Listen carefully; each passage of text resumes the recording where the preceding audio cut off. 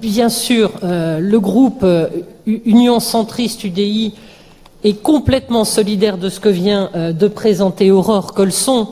On ne peut que s'associer à une telle inquiétude et à un tel soutien de l'urgence concernant le site Ascoval et la suite qui doit être donnée à ce moment, après que le choix ait été fait, bien sûr, de retenir le groupe Schmolz.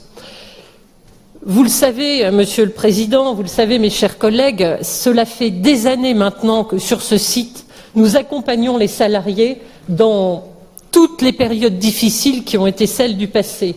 Il y a 2 ans, le Président de la République, alors ministre de l'Économie, était venu en personne pour trouver une solution afin que le site ne ferme totalement. Mais à l'époque, ce sont déjà 400 emplois qu'il a fallu supprimer, sur lesquels, pendant ces 2 années, nous avons accompagné le territoire pour faire en sorte qu'il y ait des solutions en termes de reconversion économique et de regarder et de veiller à la pérennité du site.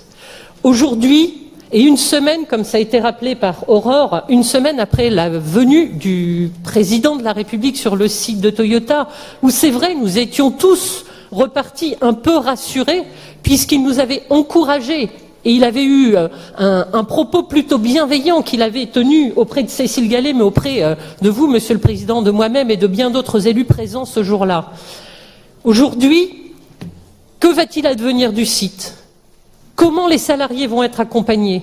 Comment nous allons travailler à l'avenir d'un territoire qui est véritablement un des triangles de l'industrie de notre pays? Vous le savez, sur ce territoire du sud du département du Nord, Alstom, Bombardier, PSA, Toyota, à quelques encablures, nous avons Renault, nous avons tous les équipementiers, nous avons l'agence européenne du ferroviaire, nous avons l'ensemble de l'écosystème qui permettrait de développer l'industrie. La question de l'acier, de cette aciérie, est au cœur du dispositif. Des solutions sont possibles, mais on a besoin de l'État. Demain matin, à 9h du matin, les salariés, leurs représentants, vous-même, Monsieur le Président, j'y serai aussi en tant que parlementaire avec d'autres élus, nous serons à l'heure d'entendre ce que le ministre de l'Économie est en capacité de proposer avec les industriels, car nous les attendons aussi, y compris Vallourec. Car la question de ce qui se passera, des solutions, de la pérennité des solutions, de reprise potentielle, mais aussi ce qui sera mis en place s'il doit y avoir un plan social pour certains des salariés, ou la totalité, nous ne le savons pas aujourd'hui. Comment les anciens propriétaires de ce site, les entreprises qui avaient la responsabilité de ce site, en cas de situation complexe sur une partie du site, seront en capacité d'accompagner le lendemain les dépollutions potentielles, les engagements qui seront pris par les uns et les autres en fonction des solutions qui vont nous être proposées demain.